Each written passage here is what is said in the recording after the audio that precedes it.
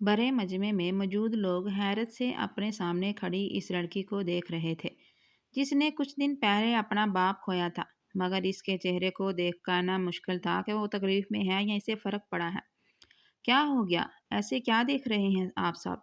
सबकी निगाहों का मरकज बनने पर बाल पीछे झटकते सामने आते सबको देखने लगी। ऐसी जुर्रत आज तक हवेली की औरतों ने नहीं की थी। इन सब की हैरत जायज़ थी। बेटा, पंचायत के फैसले मर्दों के करने के लिए होते हैं और मर्द अपने फैसलों में औरत को हमेशा घसीटते आए हैं। तो अब एक औरत फैसला करने आई है तो हर्ज कैसा सरपंच साहिब? इसकी बात पर वहां मौजूद सभी लोगों को झटका लगा था। बेटा, फैसला हो चुका है, हमने फैसला कर लिया है। सरपंच को देखते उसके चचा आगे आए। क्या फैसला किया है आपने? वह अब इनकी जानिब मुतवज्जे थी। उसका नखरा, उसका अंदाज ऐसा था कि कोई भी इससे बात करने से पहले ज़रूर सोच रहा था। वो हमें ज़मीन देने को तैयार हैं, उसने मुकाबिल का बताया। बस ज़मीन? सालों पहले जब एक कत्ल हुआ था तब तो मेरी माँ को खून बहा में लाया गया था ना। अब ज़मीन? इसके लहजे में मसनूई हैरानी थी। करीम खान ने पहलू बदला। हर चीज़ ठीक जा रही थी मगर फिर वो न जाने कहाँ से आ गई थी। बेटा, वो रवायत अब पुरानी हो गई है। लेकिन मुझे ज़मीन नहीं चाहिए सरपंच साहिब। इसकी बात पर वहाँ मौजूद लोगों में सरगोशियाँ शुरू हो गई। फैसला हो चुका है शहरीना। करीम खान ने फिर कोशिश करनी चाही मगर इसने जिन निगाहों से उसे देखा था उन्हें लगा जैसे वो औरत वापस आ गई हो जिसने पूरे गांव से बगावत कर आज़ादी हासिल की थी। मैं सुहेल खान की बेटी हूँ और क्योंकि मेरा भाई नहीं है तो इनके कत्ल का बदला मैं लूंगी। चचा जान, इसका फैसला अटल था। तो कहो, क्या फैसला है तुम्हारा? सरपंच की बात पर उसने सामने मौजूद लोगों को देखा जिनसे इसका बड़ा गहरा रिश्ता था मगर अब दिल में सिवाय नफरत के और कुछ नहीं था। वह आगे बढ़ी और बागौर सबको देखा। इस जगह कोई ऐसा नहीं था जिससे वो मुतासर होती। उसकी निगाहें उस शख्स पर पड़ी जो सामने साथ झुकाए खड़ा था। स्याह शलवार कमीज में मलबूस सादा सा देहाती आदमी जैसा उसने तसव्वुर किया था। चेहरे पर पुरइसरार सी मुस्कुराहट सजाए उसने सीने पर हाथ बांधा। मुझे खून बहा में बड़े खान का सबसे छोटा पोता शमरेज खान चाहिए। इसकी बात पर सामने खड़े शमरेज खान ने झटके से सर उठाए उसे देखा। हरगिज नहीं, तुम पागल हो गई हो लड़की। भला लड़के भी खून कभी बहा में दिए गए हैं? तनवीर खान गुस्से से बिलबलाते अपनी जगह से उठे। सुहेल खान हवेली के सबसे बड़े बेटे थे। उनके छोटे बेटे करीम खान थे जिनकी दुश्मनी बड़ी हवेली के लोगों से सदियों पुरानी थी। बड़ी हवेली तनवीर खान की मलकियत थी जहां वो अपने बीवी बच्चों के साथ रहते आए थे और अब इस हवेली में इनकी नई नस्ल परवान चढ़ रही थी। कुछ दिन पहले सुहेल खान और तनवीर खान के बड़े बेटे की आपस में ज़मीन के लिए झगड़ा हुआ जो इस कदर बढ़ गया कि आखिर में सुहेल खान की जान चली गई। इनके गांव में आज भी पुलिस को बीच में डालने का रिवाज नहीं था, इसलिए पंचायत बैठाई गई। हर कोई अपना मफाद सोचे हुए था मगर अचानक शहरीना खान की आमद ने सबके ख्वाब मिलिया मेट कर दिए थे।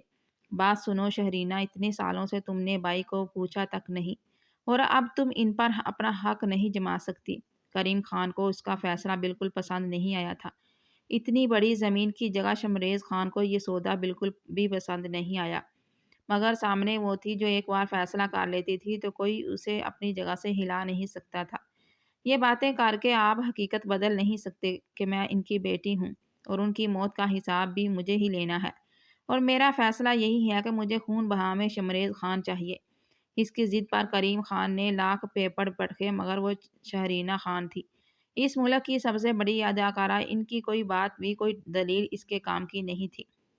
तनवीर खान, क्या आपको ये फैसला मंजूर है? सरपंच साहिब अब तनवीर खान से पूछ रहे थे जो किसी जख्मी नाक की तरह बैठे थे। इनसे क्या पूछ रहे हैं सरपंच साहिब? फैसला मैंने किया है। मोहर लगाएं और इस शख्स को मेरे साथ रवाना करें। मुझे तुम्हारा फैसला मंजूर है, जो अब तनवीर खान की बजाय शमरेज खान की जानिब से आया था।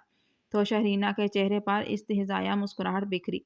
फैसला हो चुका था और अब वक्त था इंतकाम लेने का। मगर मगर वो बुरी तरह चौंकी। खून बहा में चाहे मर्द हो या औरत बिना रिश्ते बनाए नहीं दिए जाते। अगर तुम्हें वाकई शमरेज खान खून बहा में चाहिए तो तुम्हें इससे निकाह करना होगा। नहीं कर सकती तो सिर्फ ज़मीन पर गुजारा करो। इनकी बात पर उसने गुस्से से मुठियां बींची। आप अभी तक बदले नहीं ना मामू जान? इसके मामू जान कहने पर तनवीर खान ने आंखें सख्ती से मींची। جیسے وہ بہت کچھ پہلے اپنے اندر انڈیلا ہو۔ تم کچھ بھی کہو شہرینہ، سالوں سے یہی ہوتا آ رہا ہے، فیصلہ منظور نہیں تو ہم زمین ابھی بھی دینے کو تیار ہیں۔ وہ اپنا پتہ پھینک چکے تھے۔ شہرینہ نے وہاں موجود سب سے ایک سرسری سی نظر ڈالی۔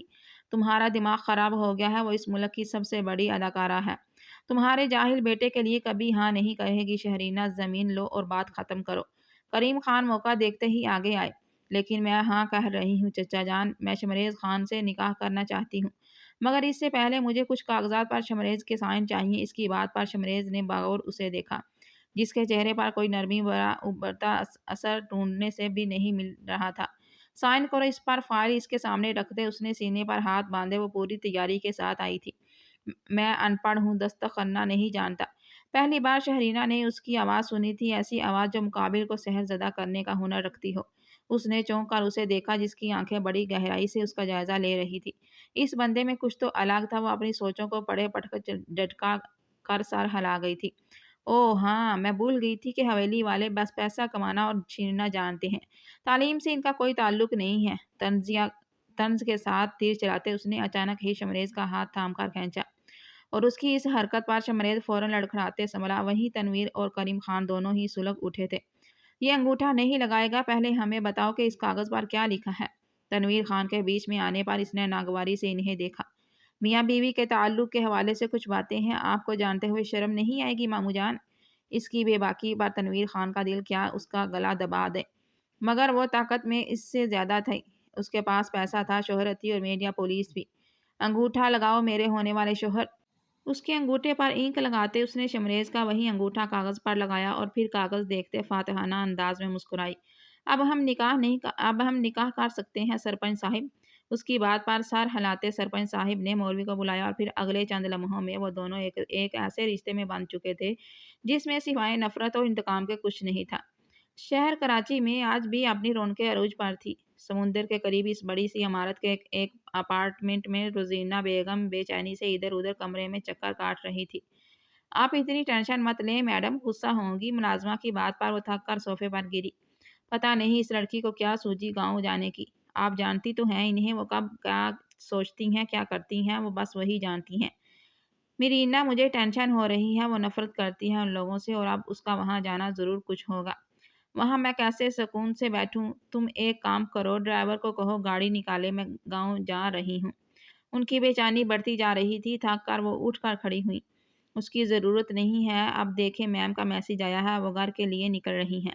مرینا نے شہرینہ کا میسج ان کے سامنے کرتے کہا۔ مرینا خود بھی تھوڑا پرسکون ہوئی تھی، مگر وہ لوگ ابھی نہیں جانتے تھے کہ وہ کیا کر کے واپس آ رہی ہے۔ شمریز ہاتھ باندھے اس کے سامنے کھڑا تھا۔ اس نے فیصلہ قبول کیا تھا۔ افسوس ہو رہا ہوگا نا تمہیں اس خاندان میں پیدا ہونے پر؟ اس کے گرد چکر کاٹتے شہرینہ نے جیسا اس کا مذاق اڑایا، مگر مقابل نے جیسے چپ کا روزہ رکھ لیا تھا۔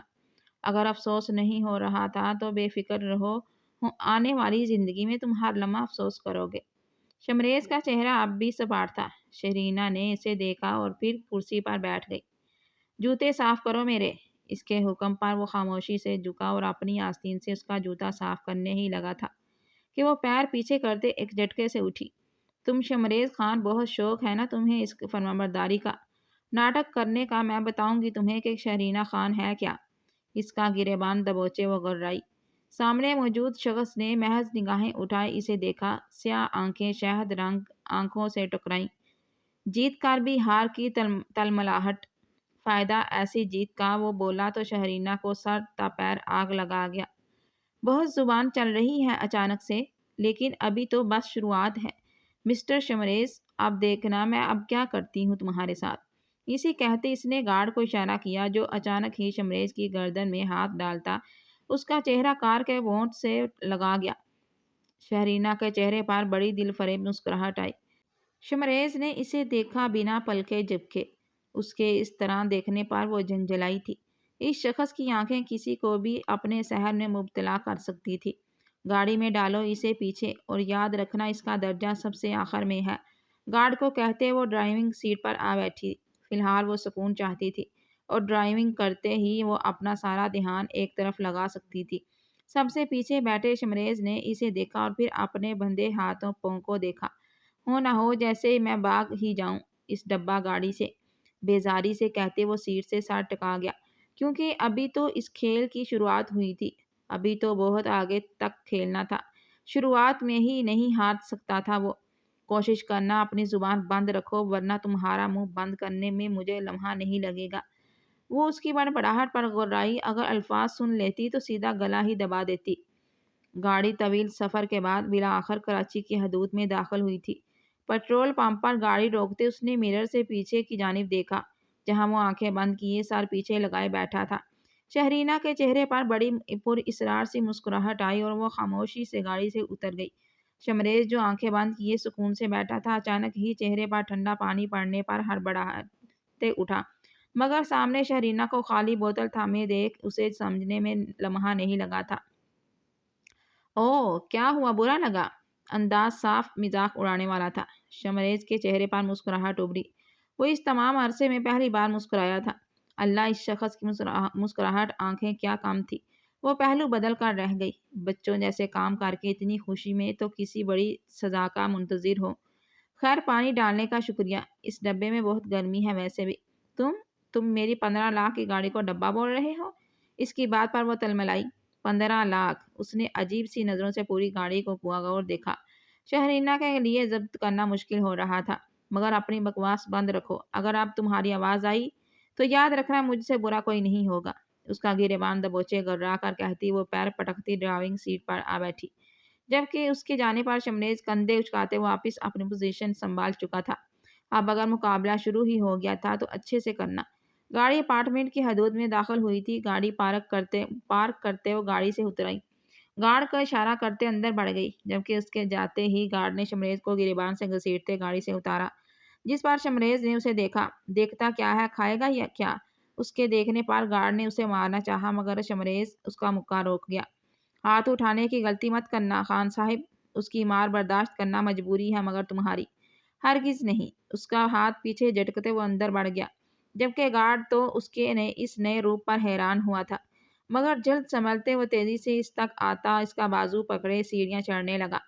میڈم کا حکم ہے تو سیڑھیوں سے جائے گا، اسے لفٹ کو دیکھتے دیکھ گارڈ کہتا اس لیے اوپر چڑھنے لگا، جبکہ شمریز نے ناگواری سے اسے دیکھا تھا۔ وہ گارڈ شمریز کو لیے اوپر اپارٹمنٹ کے سامنے آیا، جہاں شہرینہ پہلے سے موجود تھی۔ شہرینہ، باہر کیوں کھڑی ہو؟ بیٹا اندر آؤ، میں کب سے انتظار کر رہی ہوں۔ کیوں گئی تھی تم؟ آخر تم گاؤں اب ہمارے اس جگہ سے کوئی تعلق نہیں ہے۔ روزینہ بیگم جو اپنے دھیان میں اس تک آئی تھی، سامنے کھڑے شمریز کو دیکھ بری طرح چونکی۔ یہ کون ہے؟ اس کے سوال پر شہرینہ نے ایک نظر شمریز کو دیکھا اور پھر اپنی ماں کو۔ ملازم ہے مما، بشیر چھٹیوں پہ جا رہا ہے، مجھے ڈرائیو کی ضرورت تھی، اور پھر ہمیں گھر کے کام کرنے کے لیے بھی تو کوئی چاہیے تھا نا، بھروسے کا بندہ ہے، اس لیے میں نے رکھ لیا۔ اس کی بات پر شمریز کی ہونٹوں پر دھیمی سی مسکراہٹ ابھر کر معدوم ہوئی۔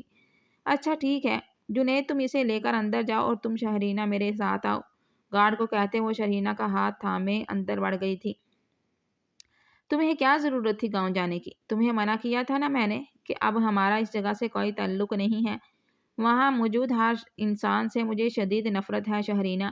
اسے بیڈ پر بٹھاتے وہ خود اس کے سامنے بیٹھی۔ میرا باپ مر گیا تھا نا، اس کا رشتہ آپ سے ختم ہوا تھا، مجھ سے نہیں۔ کچھ حساب کتاب نکلتے تھے میرے ان لوگوں کی طرف، جو کہ اب ختم ہو گئے۔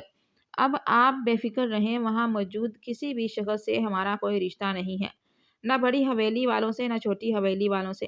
جن لوگوں نے آپ کی زندگی برباد کی تھی ان لوگوں سے ہمارا کوئی تعلق نہیں، مما نہ کبھی ہوگا۔ اپنی بات کہتے وہ یہ بھول گئی تھی کہ بڑی حویلی والوں کے ساتھ وہ دشمنی میں صحیح ایک بہت بڑا گہرا رشتہ جوڑ چکی تھی۔ اس کا انجام کیا ہونے والا تھا یہ تو آنے والا وقت ہی بتانے والا تھا۔ ڈرائیور، کل صبح میری بہت اہم میٹنگ ہے، تم صبح تیار رہنا، اور یاد رکھنا مجھے دیر کرنے والے بالکل پسند نہیں ہیں۔ اپنے کمرے میں جاتے اس نے شمریز کو اپنے پاس بلایا اور اسے خاص ہدایت دی، جس پر اس نے نفی میں سر ہلایا۔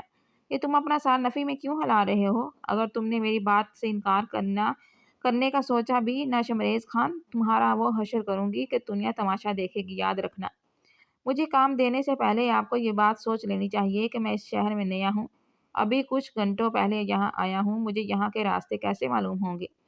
ہمارے ہاں نہ ایک چیز ہوتی ہے جسے ہم موبائل کہتے ہیں، آپ اس میں جو لوکیشن ڈالتے ہیں نا، وہ تمام راستے آپ کو دکھا دیتی ہے۔ तो अपने ये बहाने बाजियां अपने पास रखो, समझे आ रही हैं तुम्हें? मुझे सब समझ आता है, मगर मैं ठहरा गांव का देहाती, मुझे कहाँ आपके वो डिब्बा मेरा मतलब गाड़ी चलाना आएगी मैडम। इसके डिब्बा कहने पर शहरीना ने मुठियां भींची, मगर वो इसके रिएक्ट करने से पहले ही बात बदल गया। तुम मेरे साथ चालाकी नहीं कर सकते शमरेज खान। जब तक तुम मेरे कदमों में गिर कर मुझसे माफ़ी नहीं मांगोगे, तब तक तुम सुकून का सोचना भी मत। अब शराफत से जाओ, मेरी काफ़ी बनाकर लाओ। अगर काफ़ी में ज़रा सी भी गड़बड़ाहट हुई तो वही गर्म खोलती हुई काफ़ी मैं तुम्हारे मुंह पर दे मारूंगी। और इस बात को धमकी मत समझना। इसका कॉलर पकड़ते अपना चेहरा शमरेज के कानों के करीब करते वो इसे धमकाती अपने कमरे में गायब हो गई, जबकि उसने अपने कॉलर को झटका देकर साफ किया और किचन की जानिब बढ़ गया। यस डार्लिंग, कल मिलते हैं ना। शमरेज को कमरे में आता देख शरीना उठलाते हुए बेड पर बैठी और टांगें उठाकर टेबल पर रख ली। शमरेज जो बेड की साइड टेबल पर काफ़ी रख रहा था, शहरीना के इशारे पर रुका। मुंह क्या देख रहे हो मेरा? मेरा पाँव दबाओ मेरे। शाबाश। मोबाइल एक साइड रखते वो सुकून से बेड ग्राउंड से टेक लगा गई, जिस पर लब काटते शमरेज खामोशी से इसके सामने ज़मीन पर बैठकर इसके पैर दबाने लगा। वैसे तनवीर मामू को कैसा लगता कि इनका सबसे बड़ा प्यारा बेटा इस वक्त मेरे कदमों में बैठा मेरे पैर दबा रहा है। चलो एक बार वो मुझे बख्श दे दे, लेकिन अब देखो ना इन्हें कैसा महसूस हो रहा होगा कि इनका प्यारा बेटा इनकी सौतेली बहन के घर मुलाजिम की हैसियत से रहेगा। मुझे तो सोचकर ही ये बहुत अफसोस हो रहा है। इसके यूं अफसोस करने पर शमरेज के चेहरे पर इस्तेहज़ाया मुस्कुराहट उभरी। आपकी इत्तला के लिए अर्ज कर दूं मैडम कि आपकी काफ़ी ठंडी हो रही है, पी लीजिए, वरना जब मेरे चेहरे पर मारेंगी तो मेरा साफ चेहरा ही दो लेगा। इसके अलावा मेरा कुछ नहीं होगा। इसकी बात पर शहरीना ने खामोशी से काफ़ी का मग उठाया, मगर जैसे ही उसने वो कप लबों से लगाया उसका हलक तक कड़वा हो गया था। ये तुमने क्या बनाया? इसे काफ़ी कहते हैं? गुस्से से उसके ऊपर काफ़ी फेंकते वो अपनी जगह से खड़ी हुई। शमरेज ने एक नज़र काफ़ी से भीगी अपनी कमीज़ को देखा। मैंने चेक करके दी थी, मुझे लगा कि जितनी कड़वी आपकी ज़ुबान है मैडम, ये काफ़ी तो आप पी ही लेंगी। बहुत ज़ुबान चल रही है तुम्हारी। वहाँ पंचायत में क्या हुआ था? जब मैंने तुम्हें खून बहा में मांगा था, तब तुम्हारी ज़ुबान तालू से चिपक गई थी या किसी ने इसमें गिल्लू लगा दिया था? वहाँ अगर तुम ज़ुबान खोलते तो शायद तुम्हारी ये हालत न होती। दफ़ा हो जाओ अपनी शक्ल लेकर। गुस्से से खोलते उसने मग ज़मीन पर फेंका, जो अगले ही लम्हों में टुकड़ों की सूरत पूरे फर्श पर बिखर गया। जाने से पहले इसे साफ करके जाओ शमरेज खान। बहुत गरूर है तुम्हें बड़ी हवेली का बेटा होने पर। यही गरूर तोड़ूंगी तुम्हारा। नाक रगड़ने पर तुम्हें मजबूर कर दूंगी। तुम और तुम्हारे खानदान को अपनी माँ के सामने झुकाऊंगी, याद रखना। गुस्से से खोल कर कहती हुआ वहां से वॉक आउट हो कर गई। बालकोनी में आकर उसने गहरी सांस लेते खुद को पुरसुकून करना चाहा था। जो कुछ इसकी माँ के साथ हुआ था वही सब इन लोगों को लुटाना चाहती थी। इसकी माँ भले माजी की सारी बातें भूल गई थी, मगर वो अपनी माँ की आंसू और उसकी सिसकियां इनके जिस्म पर लगे वो निशान, वो जख्म कभी नहीं भूल सकती थी। इसकी माँ तनवीर खान की सौतेली बहन थी। सालों पहले उन्होंने अपनी जान बचाने के लिए रोजीना बेगम को छोटी हवेली में खून बहा के तौर पर भेजा था, और सुहेल खान उन्होंने रोजीना बेगम को ये बताया था कि असल में खून बहा में जाने वाले लड़की के साथ होता क्या है। मारपीट जिस्मानी तशद्दुद सुहेल खान ने रोजीना बेगम को एक जिंदा लाश बना दिया था, जो सुबह उठती हवेली वालों की जुल्म सहती, उनके काम करती, उनकी ज़िंदगी मुलाजमों से भी बदतर थी।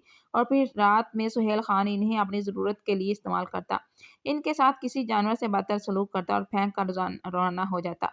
यहाँ तक कि शहरीना की पैदाइश पर भी वो इंसान अपनी दरिंदगी दिखाने से बाज नहीं आया था। रोजीना बेगम सिर्फ इसलिए सारे गम तकलीफ बर्दाश्त करती रहती क्योंकि उसके पास वापसी का कोई रास्ता नहीं था। वो जानती थी हवेली वाले इन्हें दोबारा कभी कबूल नहीं करेंगे। माँ के मरने के बाद वो लोग तो वैसे भी इनसे जान छुड़ाना चाहते थे, और इस खून बहाने इन्हें ये मौका फराहम किया था। उन्होंने रोजीना बेगम को बोझ की तरह से सर से उतारा था। रोजीना बेगम हर चीज़ सहती, लेकिन जब बात शहरीना की आई, इनका सब्र वहीं ख़त्म हुआ था। वो 4 साल की थी जब हवेली के एक मुलाजिम ने शहरीना के साथ बदफेली करने की कोशिश की। वो तो शुक्र था कि रोजीना बेगम वक़्त पर वहाँ पहुँच गई और शहरीना को ज़िंदा दरगोर को होने से बचा लिया। इस दिन पहली बार ऐसा था कि जब वो अपने भाई के सामने गिड़गिड़ाई थी कि इन्हें ना सही लेकिन कम अज़ कम शहरीना को तो अपने पास रख लें। वो इसे महफूज हाथों में देखना चाहती थी, मगर तनवीर खान को ऐसा मंजूर नहीं था।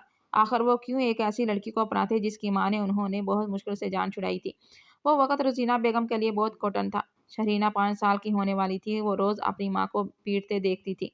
وہ اپنی ماں کے جسم پر نشانات دیکھ اسے اپنے ہی باپ سے نفرت ہوتی تھی۔ اسے اپنے ماموں سے نفرت ہوتی تھی جو اس کی ماں کو ہر وقت یہ احساس دلاتے تھے کہ وہ سوائے غلاظت کی ڈیر کے کچھ نہیں ہے۔ وہ 5 سال کی لڑکی جو نفرت کے لفظ تک واقف نہیں تھی، اپنے ماموں اور اپنے تایا سے نفرت کرنا شروع کر چکی تھی۔ مگر کہتے ہیں نا، اللہ کے گھر میں دیر ہے اندھیر نہیں۔ گاؤں میں INGO ٹیم روزینہ بیگم کے لیے نجات کا ذریعہ بنی تھی۔ وہ NGO عورتوں کے حقوق کے بارے میں بات کرتی تھی، عورتوں کو سٹینڈ لینا سکھا رہی تھی، اور اس وقت روزینہ بیگم کو احساس ہوا کہ اب وقت آ گیا ہے سٹینڈ لینے کا، اپنے لیے نہیں مگر اپنی بیٹی کی زندگی کے لیے، اس کے مستقبل کے لیے۔ اور پھر انہوں نے کسی کی نہیں سنی۔ ان عورتوں نے روزینہ بیگم کا ساتھ دیا، وہ عورت جو اپنی شادی کی 8-9 سال تک اپنے شوہر سے پیٹتی رہی، مار کھاتی رہی، اپنی بیٹی کی عزت و آبرو بچانے کی خاطر ڈٹ کر کھڑی ہوئی تھی۔ انہوں نے نہ صرف سہیل خان سے طلاق لی بلکہ تنویر خان کو بھی کٹہرے میں لا کر کھڑا کیا، مگر وہ ایک مضبوط آدمی تھے، ان کا کوئی کچھ نہیں بگاڑ سکتا تھا۔ روزینہ بیگم شہر آ گئی، یہاں وہ ایک ادارے میں رہا کرتی تھی، وہیں شہرینہ کی ساری تعلیم و تربیت ہوئی تھی۔ انٹر کے بعد فوراً شہرینہ نے چھوٹی موٹی نوکریاں کرنا شروع کر دی۔ وہ ذہین تھی، خوبصورت تھی۔ کالج میں وہ ایک فنکشن میں آدمی کی نظروں میں آ گئی۔ انہوں نے شہرینہ سے رابطہ کیا، وہ اسے ایک اشتہار میں لینا چاہتے تھے۔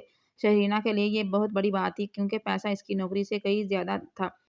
روزینہ بیگم اسے دلدل میں دنسنے نہیں دینا چاہتی تھی، مگر شہرینہ کی ضد، اس کا جنون روزینہ بیگم کو گھٹنے ٹیکنے پر مجبور کر گیا۔ شہرینہ مضبوط تھی، وہ اپنی عزت کی حفاظت اچھے سے کرنا جانتی تھی۔ اس نے اشتہار سے شروع کرتے کرتے اس انڈسٹری میں اپنی ایک نئی پہچان بنائی۔ شہرینہ خان اسی ملک کی سب سے بڑی اداکارہ بن گئی۔ اس کے آگے کسی کی بولنے کی ہمت نہیں ہوتی تھی، اور آج ایک بار پھر ماضی کے چکر میں پھنستی اپنے زخموں کو اپنے ہاتھوں سے کرید بیٹھی تھی۔ حویلی میں اس وقت کوہرام مچا ہوا تھا۔ زبیدہ بیگم نے رو رو کر پوری حویلی کو سر پر اٹھا رکھا تھا۔ آخر ہمت کیسے ہوئی اس 2 کوڑی کی لڑکی کی کہ میرے بیٹے کا سودا کر؟ میں نہیں جانتی خان، مجھے میرا بیٹا واپس چاہیے۔ زبیدہ بیگم کی بات پر تنویر خان نے غصے سے ناگواری سے انہیں دیکھا۔ تجھے کیا لگتا ہے زبیدہ، میں خوش ہوں اس فیصلے سے کہ میرا بیٹا اس عورت کے گھر ایک ملازم کی حیثیت سے گیا ہے؟ ہرگز نہیں، مگر میری بات یاد رکھو، وہ شمریز خان ہے، میرا تنویر خان کا خون، وہ اپنا بدلہ خود لے گا اس لڑکی سے۔ آپ کو کیا لگتا ہے وہ لڑکی اتنی سیدھی ہے کہ شمریز خان اس سے بدلہ لے گا اور وہ لینے دے گی؟ وہ لڑکی روزینہ کی بیٹی ہے۔ جانتے نہیں ہیں اس نے کس طرح ان شہری عورتوں کے ساتھ مل کر آپ کو بیچ چوراہے پر کھڑا کیا تھا، کس طرح وہ اپنی بیٹی کو لے کر یہاں سے نکلی تھی، کس طرح اس نے سہیل خان سے طلاق لی تھی۔ آپ ان عورتوں کو کمزور مت سمجھیے خان صاحب، وہ کمزور نہیں ہیں، لیکن ہم ان سے زیادہ مضبوط ہیں کیونکہ ہم مرد ہیں۔ میری ماں کو جانتی ہو؟ میری ماں بہت مضبوط تھی، مگر بابا جان کی دوسری شادی نے انہیں توڑ کر رکھ دیا تھا، اور وہ عورت، اس نے ہم سے ہمارے باپ کو چھین لیا تھا۔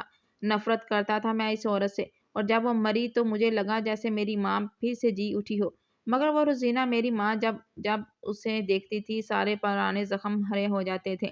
اسی لیے جب میرے ہاتھوں کریم خان کے گھر کا خون ہوا تو اس وقت مجھے پہلی بار خوشی ہوئی کہ اب اس روزینہ سے ہماری جان چھوٹ جائے گی، اور ہماری جان چھوٹ بھی گئی تھی۔ سہیل خان مجھ سے نفرت کرتا تھا، اور یہی نفرت وہ روزینہ سے کرنے لگا تھا۔ ہر چیز ویسے ہی جا رہی تھی جیسے میں نے سوچا تھا۔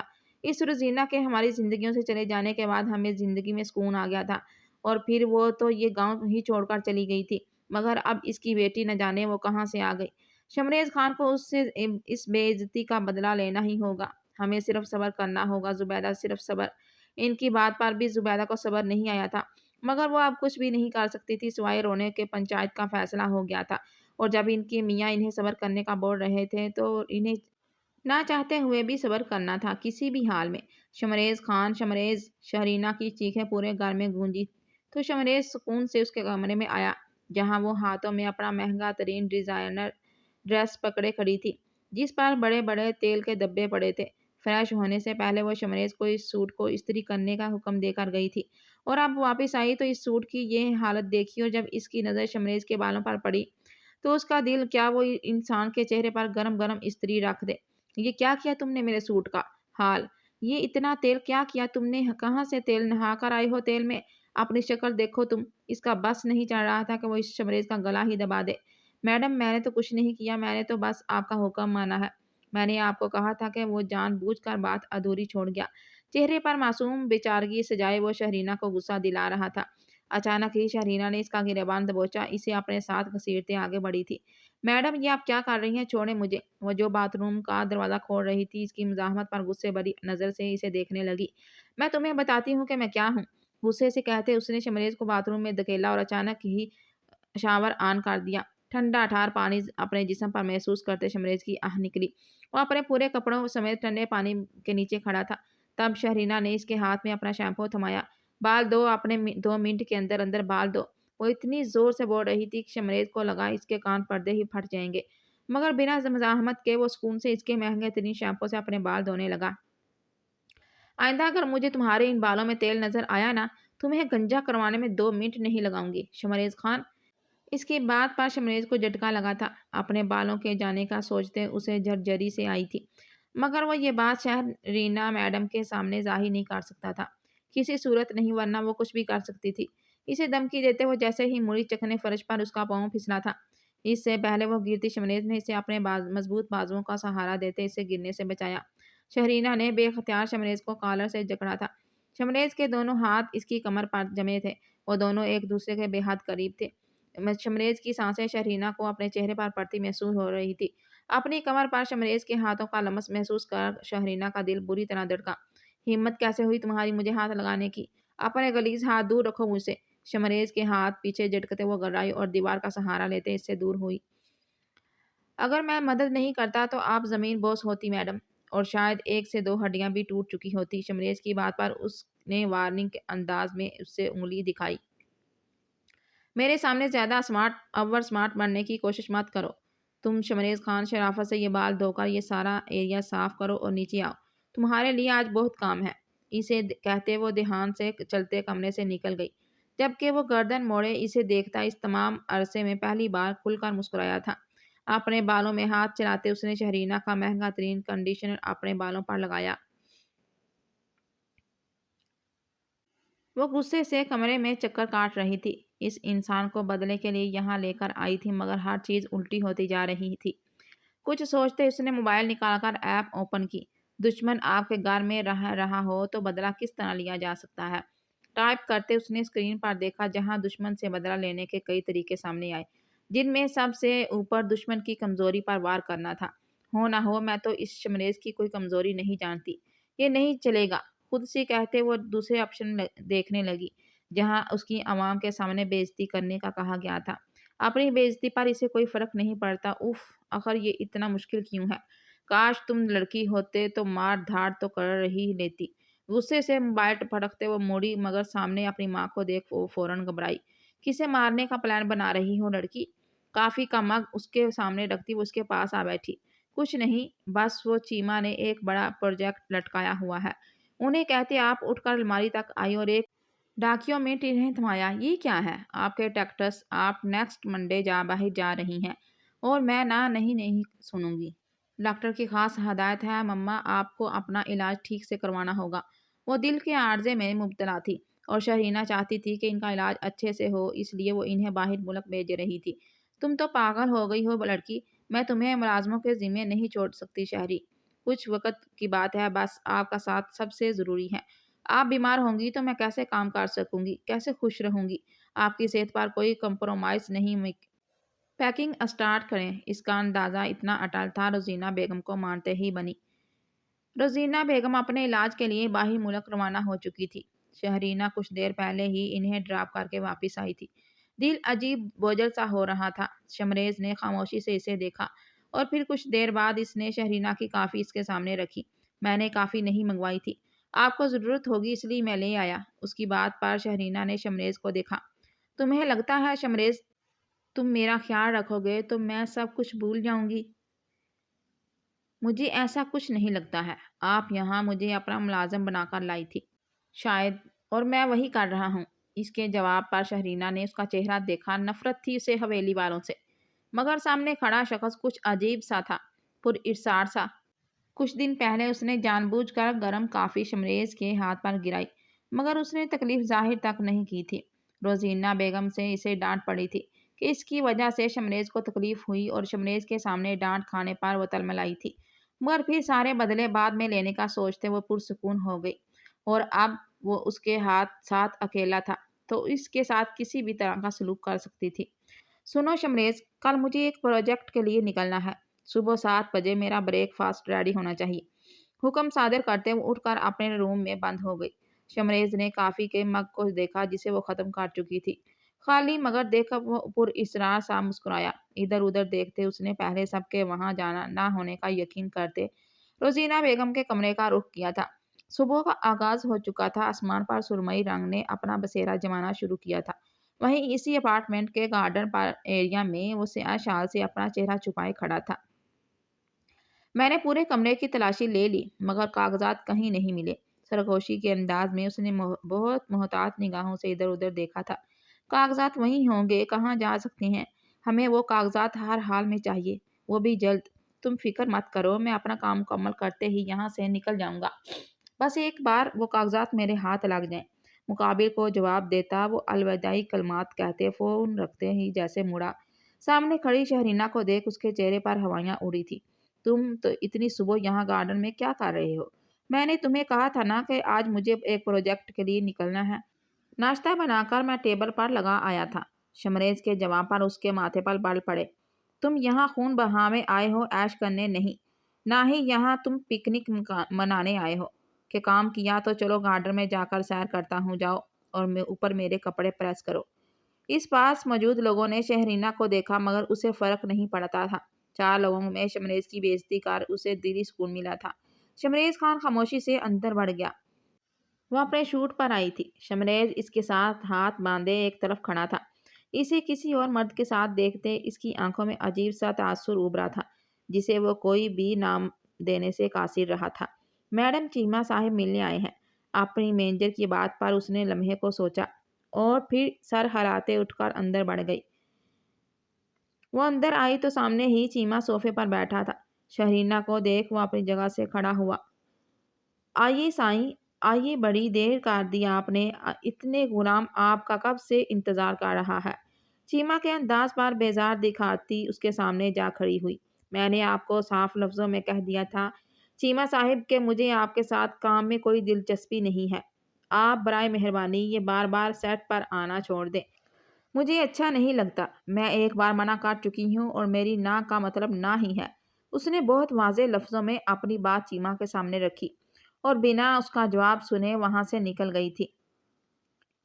بہت غرور ہے نا تجھے اپنی خوبصورتی پر؟ بس مجھے موقع ملنے دے، تیری اس خوبصورتی کو، تیرے اس غرور کو میں نے اپنے پیروں تلے نہ مسل دیا تو میرا نام بھی چیمہ نہیں۔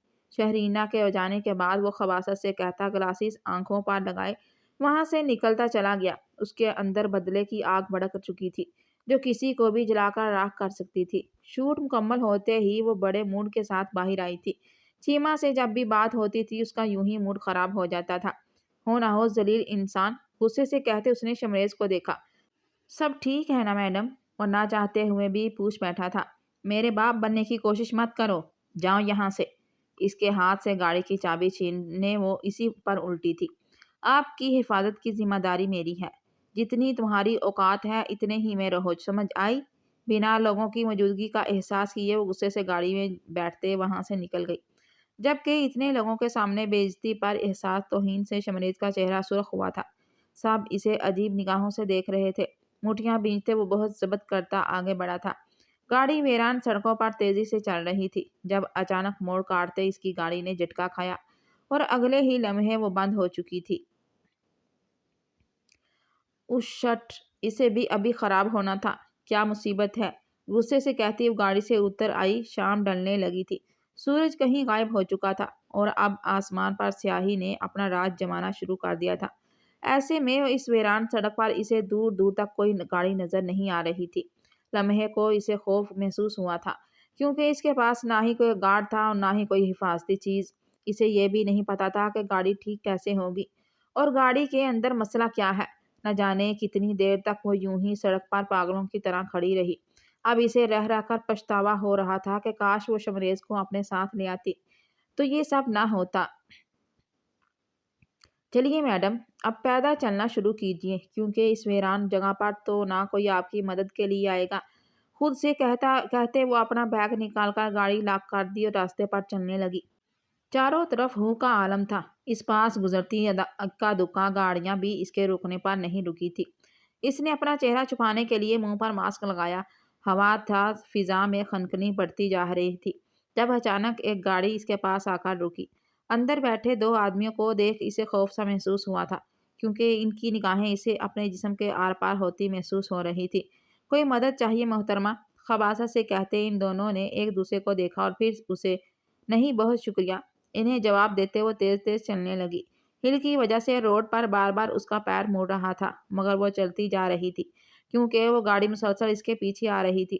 اسے خود پر غصہ آ رہا تھا۔ تیزی سے چلتے اچانک اس کا پیر بری طرح مڑا اور وہ زمین پر گرنے سے ہتھیلیاں چھل گئی تھیں۔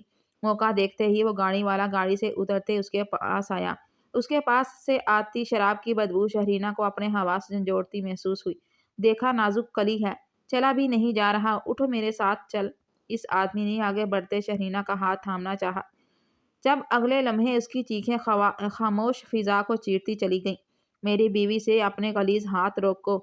اس آدمی کا ہاتھ مروڑ کر کمر سے لگاتے شمریز نے ایک زوردار مکہ اس آدمی کے چہرے پر مارا تو وہ درد سے بلبلاتا تھا پیچھے کی جانب گرا۔ تیری اتنی ہمت کہ تو نے مجھے مارا، تجھے تو میں ابھی بتاتا ہوں۔ وہ آدمی شمریز کو مارنے کے لیے اس کی جانب بڑھا، مگر وہ ایک لات اس آدمی کے سینے پر مارتا تیزی سے شہرینہ کی جانب آیا اور اسے کھڑا کرتے اپنے پیچھے کیا۔ اس آدمی کے روڈ پر گرتے ہی دوسرا آدمی گاڑی سے اترتا تیزی سے شمریز کی جانب بڑھا۔ وہ دونوں آدمی شمریز پر حملہ کر رہے تھے، مگر شمریز اپنی پوری جان لگا کر ان دونوں سے مقابلہ کر رہا تھا۔ شہرینہ ایک طرف خوف زدہ سی کھڑی تھی، اس کی آنکھوں میں خوف ہلکورے لے رہا تھا، اس کی جان نکلی جا رہی تھی۔ اس آدمی نے چاقو نکالا تو صحیح معنوں میں شہرینہ کی جان نکلی تھی۔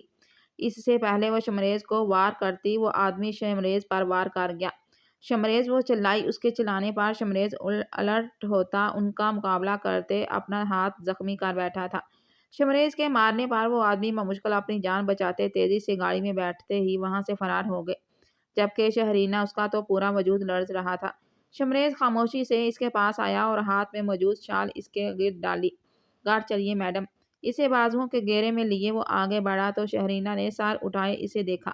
پہلی بار کوئی اس کے لیے لڑا تھا، پہلی بار کسی کے ساتھ اسے تحفظ کا احساس ہوا تھا، پہلی بار کسی کے لیے اس کا دل دھڑکا تھا۔ وہ اپنی دلی کیفیت سے انجان اسے دیکھ جا رہی تھی، جو اسے گاڑی میں بٹھاتے خود ڈرائیونگ سیٹ پر سنبھال چکا تھا۔ تمہارا زخم؟ اس کے ہاتھ پر نظر پڑتے ہی وہ گھبرائی۔ میں ٹھیک ہوں، آپ فکر نہ کریں۔ فکر نہیں کر رہی ہوں، مگر تمہیں ہرٹ کرنے کا حق صرف میرا ہے، غصے سے کہتے وہ گلے میں پڑا سکارف اتار کر اس کے ہاتھ پر باندھنے لگی۔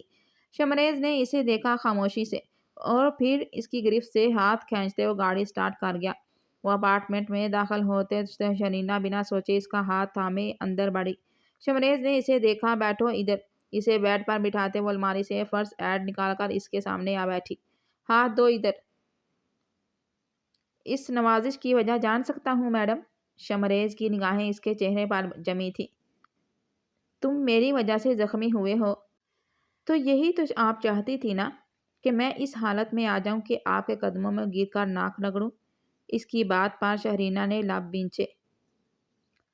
وہ کیا ہے نا، شمریز خان حویلی کا خون ہونے کے باوجود ان کے جیسی پتھر دل نہیں بن سکتی، تو پھر آزاد کر دیں مجھے۔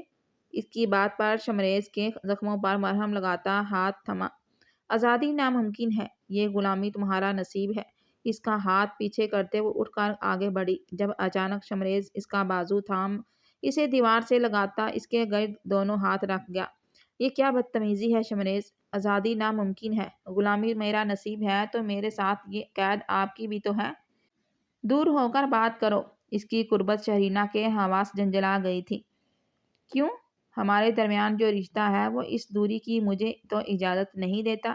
اس کے چہرے پر بکھرے بال سمیٹتا وہ شہرینہ کا دل دھڑکانے کا باعث بنا تھا۔ تم؟ شمریز، شش، میری بات سنیں میڈم، میرے ساتھ نرمی سے پیش آنے کی واپس غلطی مت کیجیے گا، ورنہ انجام برا ہوگا۔ اس کے ہونٹوں پر انگلی رکھتے وہ شہرینہ کو وار کرتا ایک جھٹکے سے وہاں سے نکلا تھا۔ اس کے نکلنے پر شہرینہ کا ہاتھ اپنے دل پر پڑا۔ یا اللہ! اس کا دل بری طرح دھڑک رہا تھا، اور جو نام یہ دھڑکنیں لے رہی تھی وہ فی الحال یہ نام نہیں سننا چاہتی تھی۔ میڈم، آپ ایک بار چیمہ صاحب سے مل لیں۔ اس کی سیکرٹری اتنے دنوں سے اسے فورس کر رہی تھی، مگر وہ ہر بار ٹال جاتی۔ اس کی ایجنسی چیمہ کے ساتھ کام کرنا چاہتی تھی۔ وہ ایک فلم میں شہرینہ کو سائن کرنا چاہتا تھا۔ وہ بار بار منع کر چکی تھی، مگر اس کی ایجنسی بضد تھی۔ نہ چاہتے ہوئے بھی حکم مانتے وہ آج چیما سے ملنے آئی تھی، مگر اس کی حالت دیکھ وہ اپنے یہاں آنے پر پچھتائی۔ وہ شراب کے نشے میں تھے۔ مجھے تمہارے ساتھ کوئی کام نہیں کرنا، بار بار تنگ کرنا بند کرو، اتنے کہتے وہ مڑی تھی۔ جب اس کا ہاتھ چیما کی گرفت میں آیا، اس نے ایک جھٹکے سے اپنا ہاتھ اس کی گرفت سے چھڑاتے قدم پیچھے لیے، مگر وہ مسلسل اس کی جانب بڑھ رہا تھا۔ اچانک ہی اس نے شہرینہ کا پرس کھینچ لیا اور پھر دروازے کی جانب اس نے اشارہ کیا۔ تیری گاڑی کی چابی اور اس کے کمرے کی چابی غائب ہے۔ ہنستے وہ اس کے قریب ہونے لگا۔ خبردار خبردار، جو تم نے میرے قریب آنے کی کوشش کی، میں تمہیں برباد کر دوں گی۔ پیچھے قدم لیتے اس نے چیمے کی پہنچ سے دور ہونا چاہا، جو خباثت سے ہنستا اس کے قریب آتا جا رہا تھا۔ تجھے کیا لگا تھا میں نے یہاں تجھے فلم سائن کرنے کے لیے بلایا ہے؟ بہت عرصے سے نظر تھی تجھ پر میری، مگر تیرے تو مزاج ہی نہیں مل رہے تھے، مگر اب تو دیکھ میرے شکنجے میں پھنس گئی ہے۔ وہ نشے میں اس قدر دھت تھا کہ اسے شاید پتہ بھی نہیں ہوگا وہ کیا بات کر رہا ہے، مگر شہرینہ کو اس وقت اپنی عزت بچانے کی پڑی تھی۔ چیما کی نگاہیں اسے اپنے وجود پر گرتی محسوس ہو رہی تھی۔ اسے لگا کسی نے اسے برہنہ کر دیا ہو۔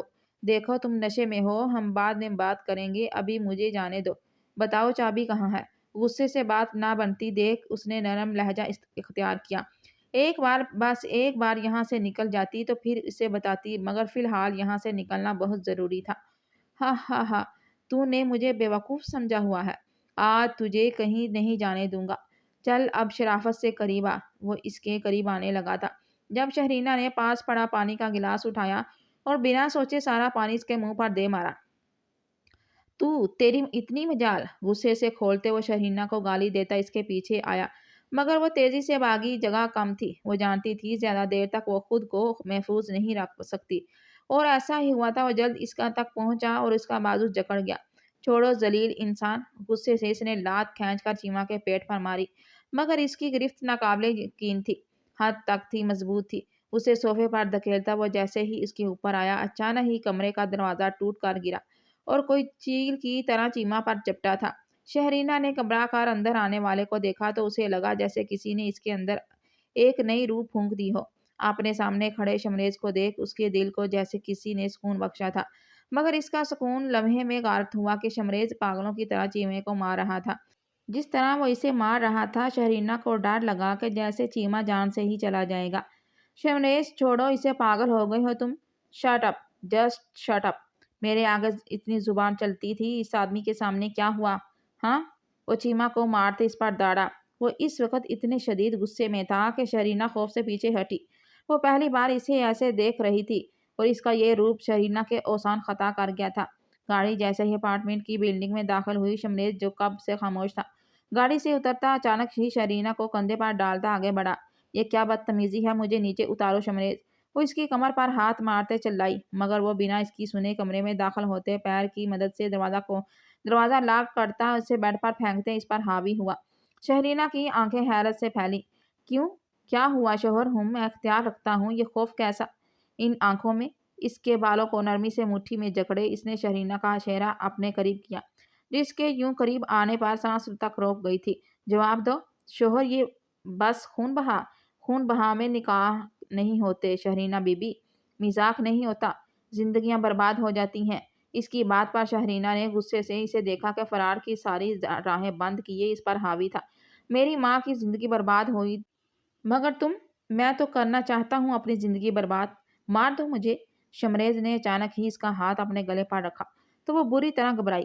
یہ کیا کر رہے ہو تم شمریز؟ وہ حق لائی، اپنی بیوی کو حق دے رہا ہوں سارے بدلے برابر کرنے کا، کیونکہ آج کے بعد شمریز خان آپ کا غلام نہیں ہوگا میڈم۔ اس کی بے باک سی بات پر شہرینہ کا چہرہ گلاب ہوا تھا، مارے حیا کے پلکیں جھک کر لرزی، مگر اگلے ہی لمحے وہ جیسے ہوش میں آئی تھی۔ یہاں سے جاؤ شمریز! کیوں، کیا ہوا؟ بدلہ نہیں لینا؟ اس کے چہرے پر پھونک مارتے وہ اس کے چہرے پر جھکا اور پھر جھکتا چلا گیا۔ شہرینہ نے سختی سے آنکھیں بھینچی۔ افسوس خیز لمحات، دھڑکنوں کا شور اور گھڑی کی ٹک ٹک لمحہ تھم گیا۔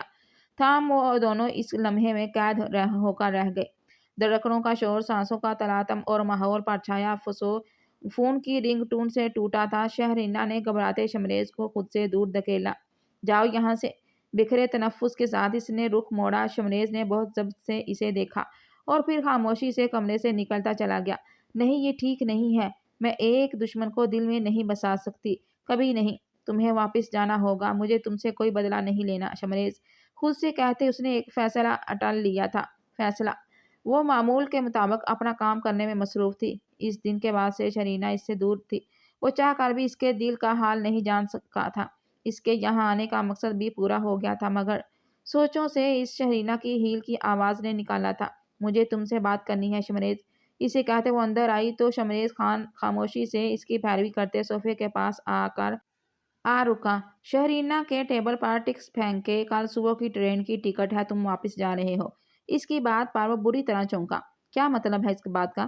مطلب صاف ہے، میں غلطی پر تھی، مجھے وہ فیصلہ نہیں کرنا چاہیے تھا، مگر اب مجھے سمجھ آ گیا ہے، میں اپنا پنچایت میں لیا فیصلہ واپس لیتی ہوں۔ آج کے بعد ہمارا کوئی تعلق نہیں۔ وہ اپنا فیصلہ سنا چکی تھی۔ شمریز کے چہرے پر پر اصرار سی مسکراہٹ آئی۔ خاموشی سے ٹکٹ اٹھاتا اندر بڑھ گیا۔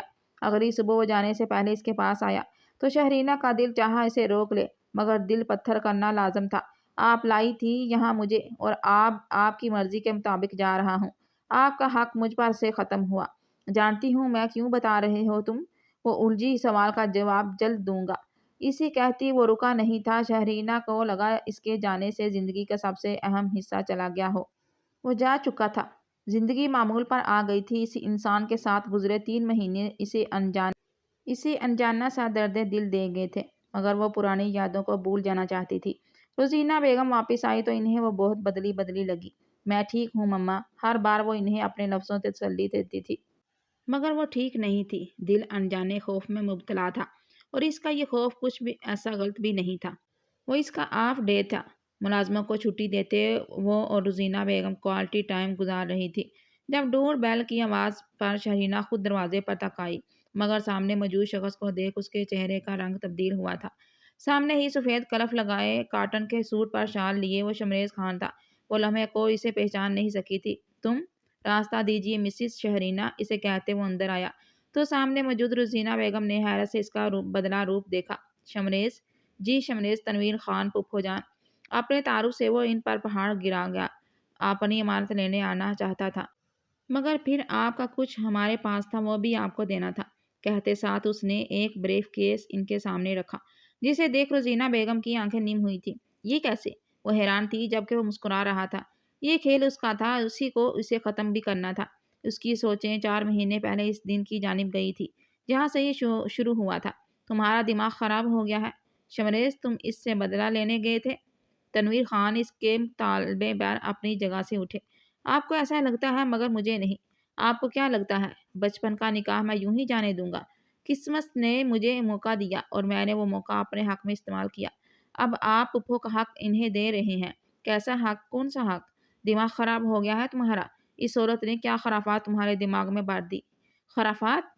آپ اسے خرافات کہتی ہیں، مگر کیا آپ جانتی ہیں کسی کا حق کھانا کیا ہوتا ہے امی؟ اس کی بات پر انہوں نے تنویر خان کو دیکھا۔ یہ سب ہم نے بنایا ہے شمریز، مگر جو چیزیں ان کی تھی آپ کو انہیں دینی ہوں گی۔ اور ایک بات یاد رکھیے گا، میں شہرینہ خان سے دستبردار نہیں ہوں گا۔ اب کی بار زبیدہ بیگم بری طرح بکھلائی تھی۔ خبردار خبردار، جو تم نے اس آوارہ کو امی، وہ میری بیوی ہے، اور اس کا کردار کیسا ہے میں اس کے ساتھ گزارے وقت میں دیکھ چکا ہوں، اس لیے پلیز۔ اس کا لہجہ 2 ٹوک اور اٹل تھا۔ زبیدہ بیگم سر پکڑ کر بیٹھ گئی۔ یہی حال تنویر خان کا تھا۔ وہ تو سمجھے تھے وہ اپنے باپ کی بے عزتی کا بدلہ لے لے گا، مگر وہ تو ان لوگوں کے حق کے لیے کھڑا ہو گیا تھا۔ میں سب دیکھتا سمجھتا آیا ہوں بابا، آپ نے اپنی ماں کی وجہ سے یہ کیا، مگر آپ جن لوگوں نے یہ کہانی شروع کی تھی وہ اس دنیا میں نہیں ہے۔ نفرتوں کا کھیل ختم کریں، آگے بڑھیں، یہ نہ ہو کل کو آپ مجھے بھی اس دشمنی کے چکر میں کھو دیں۔ اس کی بات پر تنویر خان نے خاموشی سے اسے دیکھا۔ ہم سب بلا دیں گے تو کیا وہ لوگ بلا سکیں گے؟ نہیں، وہ آپ لوگوں کو کبھی معاف نہیں کرے گی پھپھو۔ پھپھو کر بھی دیں گی، وہ نہیں کرے گی، اور میں یہ چاہتا بھی نہیں ہوں۔ میں بس یہ چاہتا ہوں مزید دشمنی کو نہ بڑھایا جائے۔ تو یہ تو پھر یک طرفہ چیز ہوئی۔ شمریز، کیا تمہارے نزدیک باپ کی کوئی عزت نہیں؟ آپ کی عزت کرتا ہوں، اسی لیے یہ سب کر رہا ہوں۔ کل کو وہ کورٹ چلے گی تو آپ کے ہاتھ رسوائی کے کچھ نہیں آئے گا۔ گاؤں میں آپ کا نام خراب ہوگا بابا۔ وہ انہیں تحمل سے سمجھا رہا تھا۔ وہ سب ٹھیک کر دینا چاہتا تھا، ان نفرتوں کو، ان روایتوں کو۔ وہ جانتا تھا اپنے باپ کو کیسے ہینڈل کرنا ہے۔ اسے وقت لگا تھا، اس نے کر لیا تھا، اور اب وہ ان کے سامنے تھا۔ میں یہ نہیں لے سکتی شمریز۔ انہوں نے زمین اور جائیداد کے کاغذات واپس کیے، اس کے حوالے کر دیے اور ان کا حصہ لے کر یہاں آیا تھا۔ یہ آپ کا حق ہے، یہ میرے بھائی کی محنت سے بنایا گیا ہے۔ میرا کیسا حق؟ مجھے حویلی والوں سے کچھ نہیں چاہیے شمریز۔ جانتا ہوں، مگر یہ سب آغا جان آپ کے نام کار گئے تھے۔ اپنے باپ کو کیوں تکلیف دینا چاہتی ہیں؟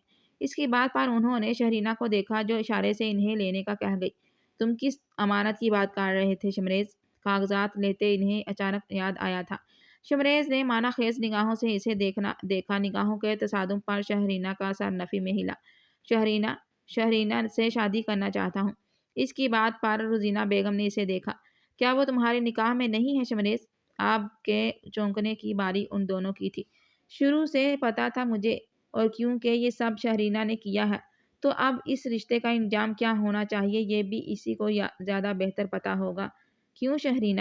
ان کی بات پر شہرینہ کا سر مارے شرم کے جھک گیا۔ اس نے ہمیشہ اپنی ماں کو سب سے اہم رکھا تھا، مگر زندگی کے اتنے بڑے فیصلے میں وہ انہیں شامل تک نہیں کر سکی۔ خود سے غصہ ہوتے وہ اٹھ کر بالکونی میں آ گئی تھی۔ تبھی شمریز اس کے پیچھے آیا تھا۔ میں نے تمہیں جانے کے لیے کہا تھا، تم کیوں واپس آئے تھے؟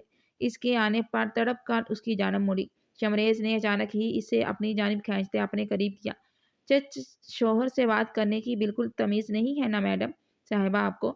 اس کے بدلے انداز پر شہرینہ کی آنکھیں پھیلی۔ شمریز تم؟ اوہ نہ، شوہر سے ایسے بدتمیزی سے بات نہیں کرتے۔ ذرا جان وان کہہ کر پکاریں۔ اس کے کان کے قریب جھکتا وہ اچانک ہی اس کی کنپٹی پر لب رکھ گیا۔ شہرینہ کو اپنا دل ہتھیلی میں دھڑکتا محسوس ہوا۔ یہ بدتمیزی تم کر رہے ہو مجھے اس رشتے کو؟ آپ یہ رشتہ قبول کر چکی ہیں مسز شمریز؟ اس کے چہرے پر آئی لٹوں کو پیچھے کرتے وہ دل فریب انداز میں مسکرایا۔ تمہیں لگتا ہے میں تمہارے ساتھ گاؤں جاؤں گی؟ ہرگز نہیں، میں نہیں جانا چاہتی آپ کے گاؤں۔ میں یہاں سیٹل ہونے والا ہوں۔ اس کی بات پر شہرینہ کی مارے حیرت آنکھیں پھیلی۔ میں شمریز، وہ اس سے دور رہنا چاہتی تھی، مگر مقابل کی چمکتی نگاہیں اسے مزید اس شخص کے قریب کر رہی تھی۔ ایک نئی شروعات کرتے ہیں جہاں ماضی کی کوئی بات نہیں ہوگی۔ نہ میں تمہیں گاؤں جانے کے لیے فورس کروں گا، نہ تمہیں کسی کو معاف کرنے کا کہوں گا۔